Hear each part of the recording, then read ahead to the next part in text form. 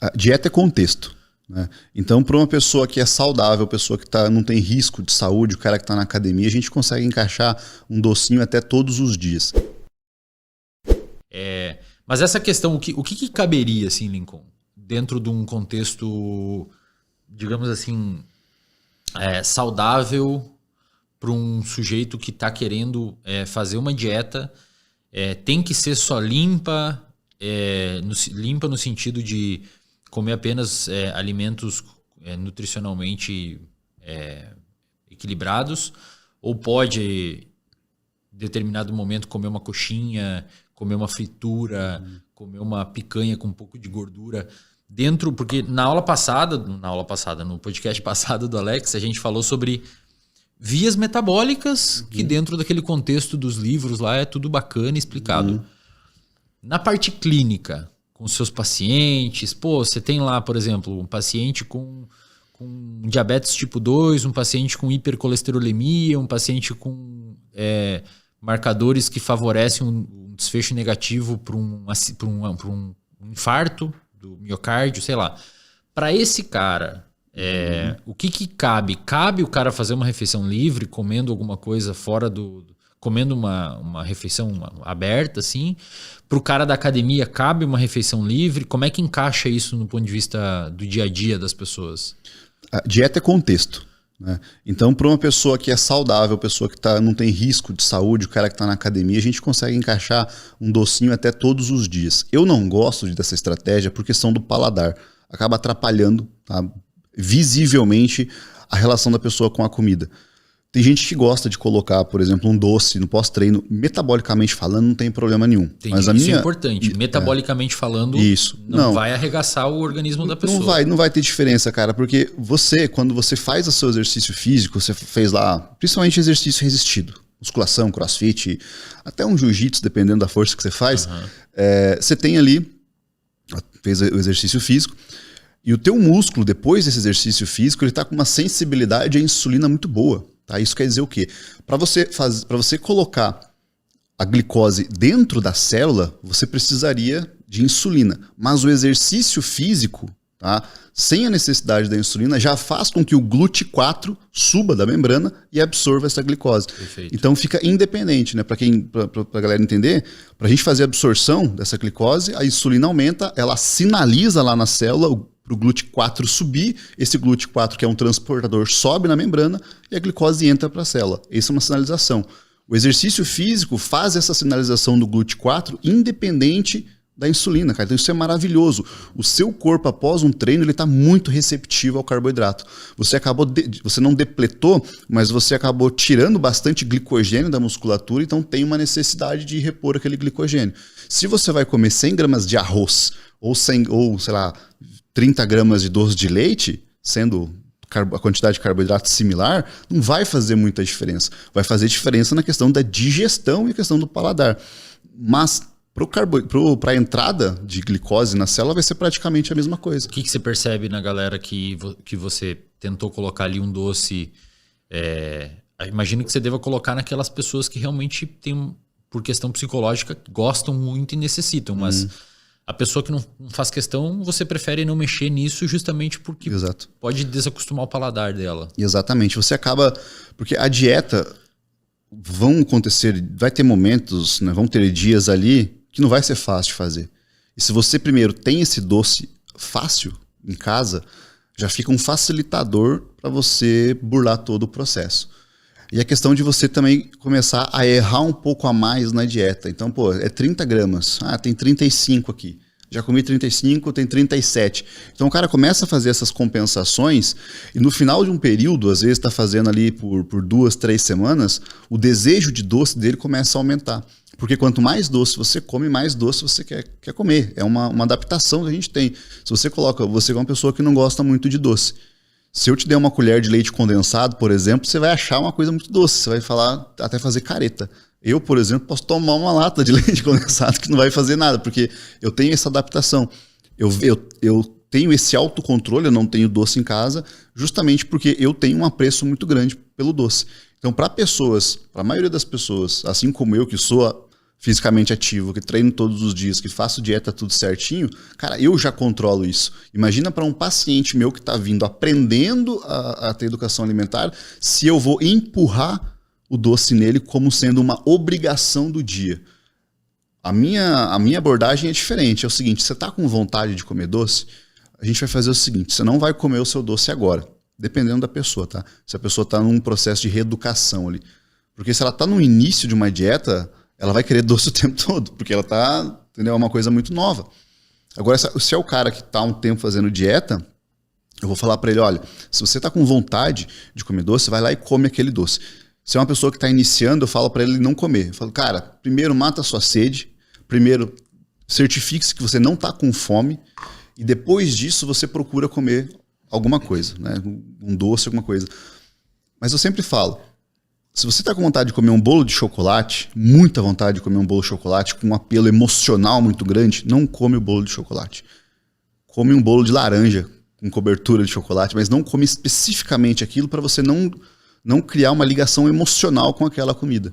Porque tem pessoas que criam vínculos emocionais fortes com comida. Tá? Você pode fazer esse exercício em casa, aqui, fecha o olho e lembra do cheiro de pão num café da tarde servido em família. Né? Ou de qualquer outra substância, de qualquer outro alimento que você lembre de alguma coisa. Você consegue sentir o cheiro daquilo porque remete à questão emocional. Então, se você cria um vínculo emocional nessa fase de aprendizado, é muito difícil de tirar, sabe? Tipo, porque você está com fome o tempo todo, você está com desejo o tempo todo. Fome não, você está com desejo o tempo todo porque você está reaprendendo a comer. Já aquele cara que treina há um tempo, ele não sente a necessidade. E isso que a galera não entende. Se você passa por esse período, né, de controle, de aprender a não ser submisso à comida, porque pode parecer forte, mas não é forte, cara. É a realidade. Se uma comida está controlando você está sendo submisso a ela.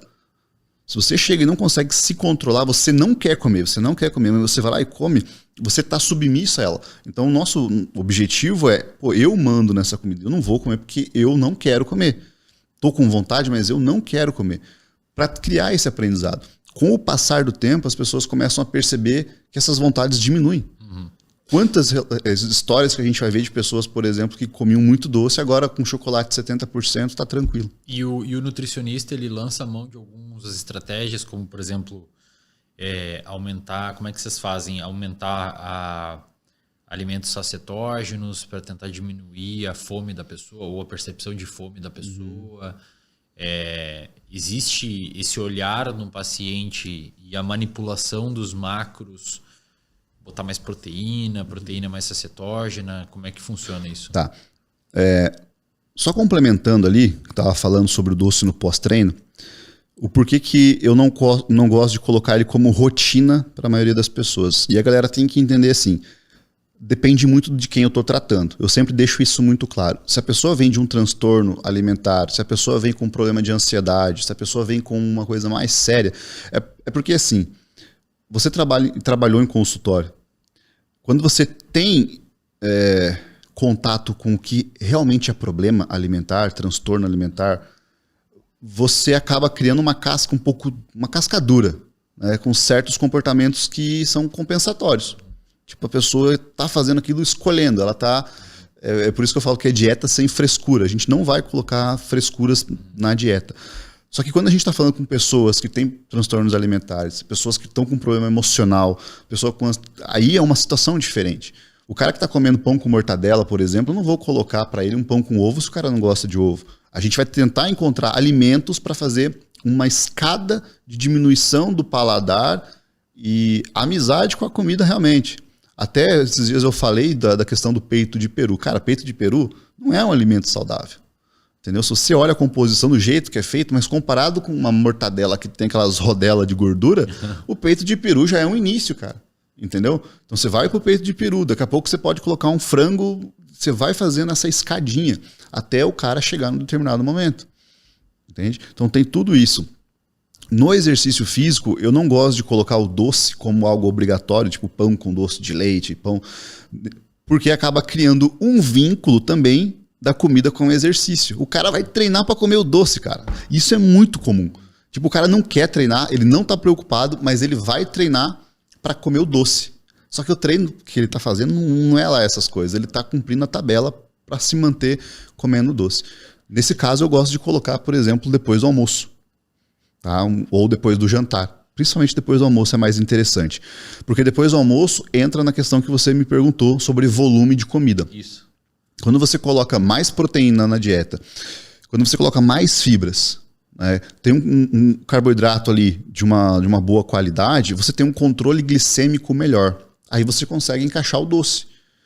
Colocando um doce no meio da tarde ou depois do almoço, você tem uma estimulação da insulina completamente diferente. Simplesmente pelo fato de que tem outros alimentos envolvidos ali, porque quando você come, vira tudo um bolo. Não vai ser contabilizado. Olha, aqui tem doce de leite, vamos aumentar a glicemia. Vamos aumentar a insulina. No caso, um alimento com mais fibra conseguiria, de certa forma, atenuar ou atrasar o pico de insulina dado pelo doce ali no meio? Seria mais ou menos isso? Exatamente. Ele consegue controlar a elevação dessa insulina. Tá? E aí a gente consegue colocar a pessoa para comer esse doce. A vantagem disso é que ela vai matar a vontade de comer o doce dela e ela vai passar mais tempo saciada. Agora, se ela come no meio da tarde, vai passar uma hora ela tá morrendo de vontade de comer de novo. E o quê? Doce de novo. Justamente porque teve esse aumento da glicemia e teve essa queda muito brusca e ela vai querer mais doce. Né? É entender que é um sistema realmente de recompensa que a gente tem ali. Então você tem o doce, você tem aquele prazer satisfatório, uma coisa gostosa, a tua insulina sobe, de repente a tua insulina cai. Tem muita gente que acha que a fome aumenta porque a insulina está alta. Mentira. A fome aumenta porque a insulina cai. Então a insulina caiu, então quando a insulina cai, a gente tem esse efeito orexígeno de aumento de fome.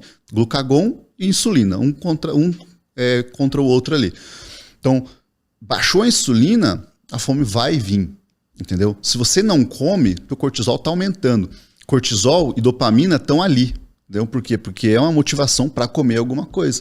Então você fica motivado para comer o doce, você não come o doce, teu cortisol está ficando cada vez mais alto, você está ficando mais estressado e vira uma bola de neve, cara. Você percebe que a galera chega no fim da noite e ele vai destruir tudo. Porque ele não fez esse controle ao longo do dia, sabe? Tanto da questão da própria insulina, tá?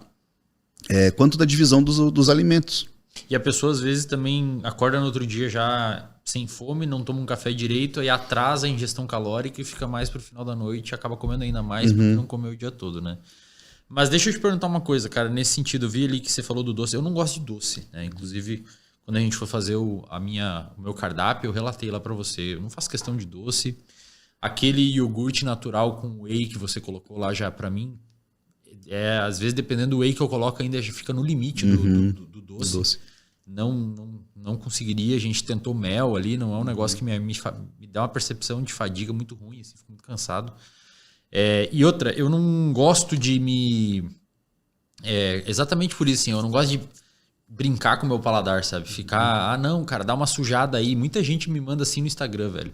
Você tem que sujar um pouco para subir peso, quando a gente tava com a dieta mais hipercalórica. Você tem que sujar um pouco para subir peso, mete um meio vidro de doce de leite.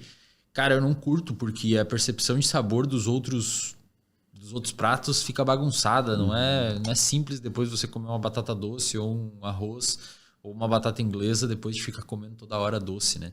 Isso é uma questão pessoal minha, realmente não me arrisco. Então acho que o pessoal tem que entender, não precisa ficar se forçando, né?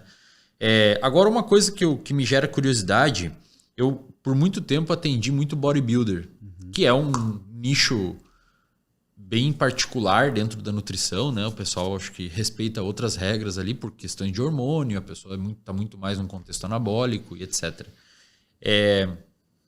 Tinha um que eu atendia que ele fazia uma dieta limpa, só limpa. Limpa. Ele não gostava de cheat meal, assim, ele não gostava de comer refeição livre. Hambúrguer com batata, pizza, não era a praia dele. Depois de um tempo ele mudou de coach, ele mudou de treinador e o cara fez questão de colocar refeição livre. Eu não sei daí o que aconteceu, né? Não entro nessas questões, mas sei porque foi me relatado. Mas por que esse treinador dele fez isso, cara? É uma estratégia para aumentar caloria Ou nesse contexto do bodybuilder, vamos falar agora nesse contexto de performance, né? Aquela comida, aquela cheat meal ali naquele contexto tem uma função? Tipo, vamos colocar umas gorduras saturadas aí para dar uma melhorada em alguma coisa? Existe isso ou é realmente para bater caloria? Cara, no mecanicista é lindo, né? Então você vai ver pessoas colocando funções metabólicas ali lindas no papel, né? Aumento dos hormônios da tireoide, vai ter aumento de T3, se você aumenta carboidrato. Por conta da comida... Por conta do excesso de carboidrato, na verdade, que seria um refeed. Entendi. Né? Você vai aumentar, você vai comer ali, vai ter um aumento da leptina, da leptina cai, vai ter todo... Só que não tem nenhum estudo que realmente mostra isso. Entendeu? A gente não feeling. tem... É feeling. A gente não tem estudos que mostram isso. Esse efeito que ele tá tendo, cara, tem duas coisas que a galera percebe da cheat meal aí. Depois que passa um tempo sem fazer, né? Se você faz toda semana, você não nota tanto isso. Mas se você faz uma vez a cada 2 semanas, a cada 3 semanas, você vai fazer uma comida que tem muita caloria, muito carboidrato, muito sódio, né? Não tá consumindo muita água naquele dia. O que acontece no dia seguinte? Você acorda com pump, cara. Acorda cheio, né? Acorda cheio. Entendeu? Porque você fez um refeed. Basicamente, você colocou glicose para dentro e colocou sal para dentro e teve retenção de água. E às vezes você tá um tempo depletado. Exatamente. Suando.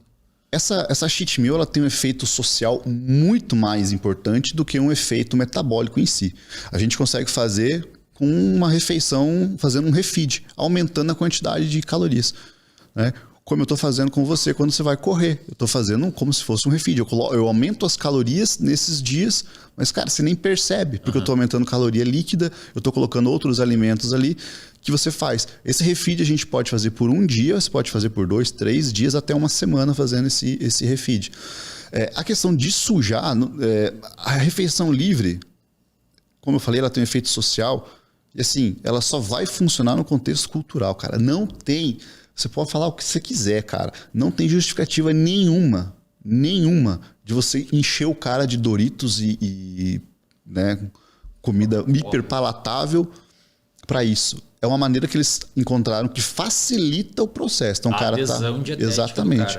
Vai facilitar a adesão. O cara fica mais motivado. Às vezes ele treina pesado para chegar naquele dia. Mas você percebe que ele ainda é submisso à comida, né? Porque se ele tá treinando tudo certinho, tá passando a semana inteira desejando aquela cheat meal, cara, é um estalo para ele criar um transtorno alimentar ali e desandar. O que acontece com a galera que compete no fisiculturismo? Os iniciantes. Cara, depois da primeira competição, desanda. São poucos os que conseguem manter dieta, cara. Sei lá, vamos colocar um superlativo aí, uns 95% sofrem nos 2, 3 primeiros meses após o campeonato. Por ter uma restrição, ter uma restrição muito grande, e depois da restrição, ao invés deles fazerem uma escadinha realmente, ou aumentar a flexibilidade aos poucos, os caras enchem a cara em uma semana.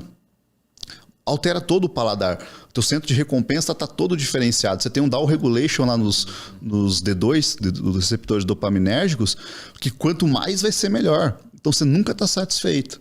E os caras desandam nesse processo. Então, cara, um dos fatores mais importantes para quem vai competir em fisiculturismo, que necessita dessa restrição maior, é saber controlar esse pós. Tá? Saber controlar esse pós. Muitas vezes, a cheat meal, a refeição livre, pode ajudar o cara a não perder a mão depois. Porque como ele está tendo acesso 1, 2 vezes por semana a esse tipo de alimento, ela tira o senso de proibido. E a gente tem que entender que se você coloca uma coisa como proibida, você aumenta o valor de mercado dela. Perfeito. Entendeu? Você tem uma valorização daquele alimento. E as pessoas começam a valorizar mais aquele alimento por causa disso. E às vezes, que é interessante, que o teu paladar muda, como eu falei. Então você passa meses de dieta, semanas de dieta ali, o teu paladar vai mudando. Quando você vai comer alguma coisa, você tem o prazer daquela comida. A dopamina ela é muito mais alta durante a espera, né? Que nem quando você compra um negócio lá na Amazon, que você fica o dia inteiro olhando se tá aonde que tá. É muito mais pela espera de chegar o dia do que de fato o dia.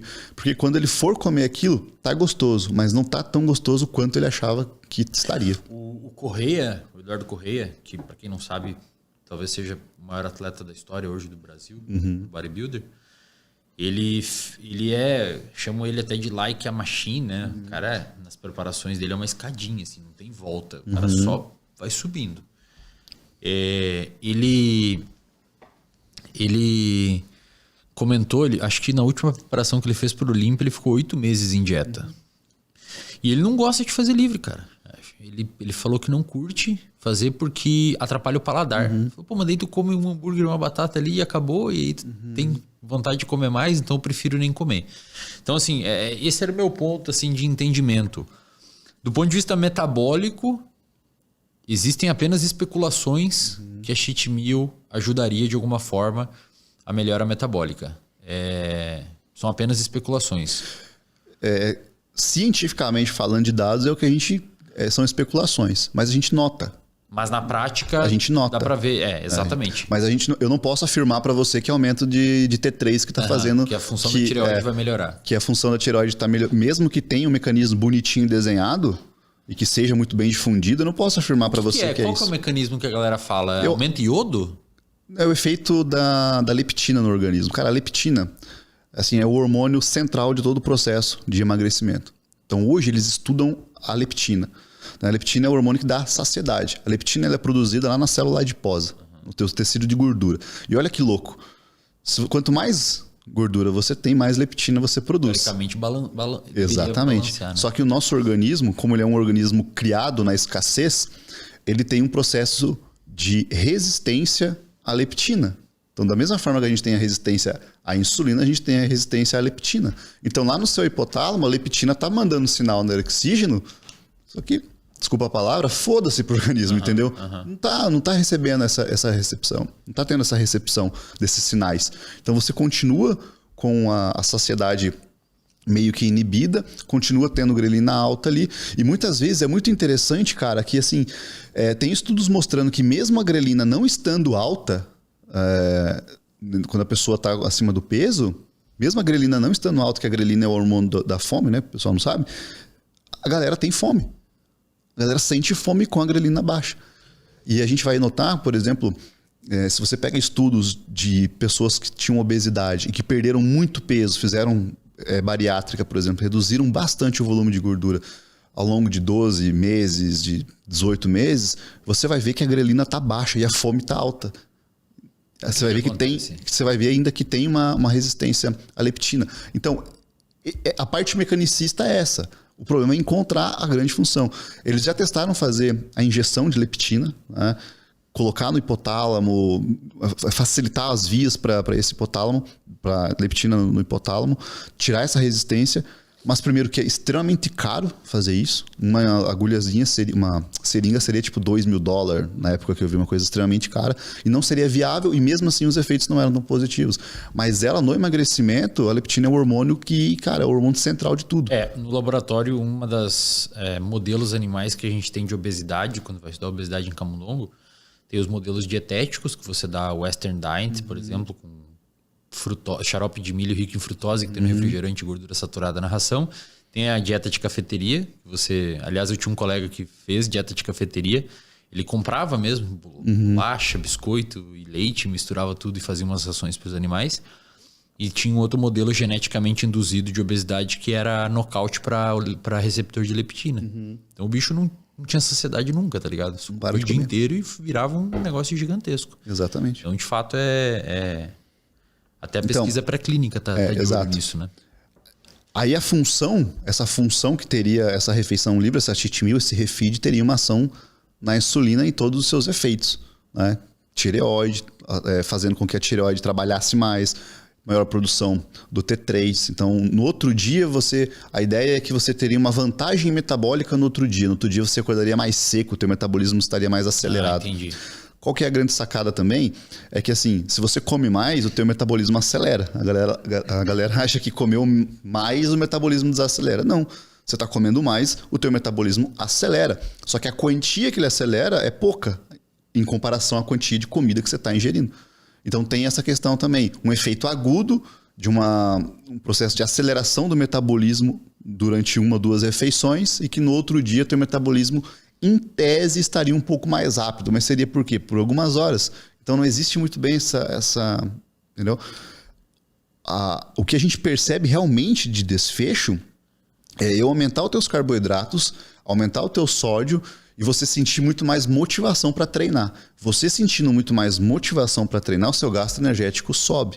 Você tem um estímulo maior para glicogênio na tua musculatura. E aí sim você começa. Foi o que aconteceu com você. Então a gente começou uma dieta com 2.400 calorias. Né? E isso é um ponto muito importante que o pessoal não entende. Às vezes, para algumas pessoas, você é um cara disciplinado. Então eu já começo dessa forma.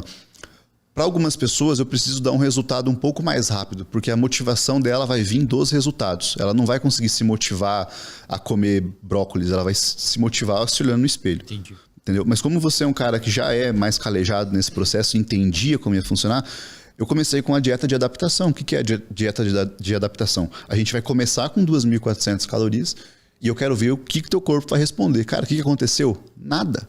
Você não perdeu peso, você não ganhou peso, você ficou igual. Aumentei as calorias. Fui aumentando cada vez mais e você foi perdendo peso. Mas entendeu? você perdeu, muito bizarro. Exatamente. Aí a gente poderia... Eu nunca comi tanto, cara. Eu nunca comi tanto, velho. Aí eu poderia usar qualquer um desses, né, desses argumentos sofistas aí, bonitos. Aumentou o metabolismo. Né? Aumentou o metabolismo e tal, mas de fato aumentou o metabolismo porque você começou a treinar mais, cara. Cara, minhas cargas, velho, parecia que eu tinha triplicado a força, sabe? Exatamente. Porque só pra galera não entender, antes eu fazia 3 refeições por dia, uma delas era em restaurante e as outras eram marmitas que eu comprava. Então, cara, provavelmente eu não batia macro. A gente vai falar depois sobre quantidade. Não batia macro, não batia proteína, não batia gordura, não batia carboidrato. E quando você colocou aquelas 5, 6 refeições por dia, eu nunca comi tanto alimento, cara. E meu peso começou a cair. Que loucura, né? Então, aí que tá. O peso começou a cair e a estética começou a melhorar. Você parecia maior mesmo perdendo peso. Porque você tinha uma retenção de líquido, a gente simplesmente direcionou essa retenção de líquido extracelular para dentro da tua musculatura. Claro que não vai ser vamos pegar aqui da barriga e jogar lá pro músculo. Mas com o tempo, você vai... absorvendo mais glicogênio, uma molécula de glicogênio traz 3 de água. Então você começa a encher a tua musculatura de água. Colocamos uma creatina, um pouquinho de creatina, começou a aumentar um pouco mais. Por isso que eu não coloquei creatina no início. Eu deixei para colocar depois quando você pediu. Justamente para ver esse efeito isolado da dieta. E começou a limpar. Porque melhorou a tua motivação, melhorou o teu treinamento. É uma sequência, cara. Mas eu poderia usar qualquer argumento bonito aqui para falar para você e... vender uma coisa extremamente cara, mas não é, cara, não é a realidade, entendeu? Mecanicistamente falando é bonito, mas a gente não tem esses dados realmente que é isso que está fazendo. Entendi. E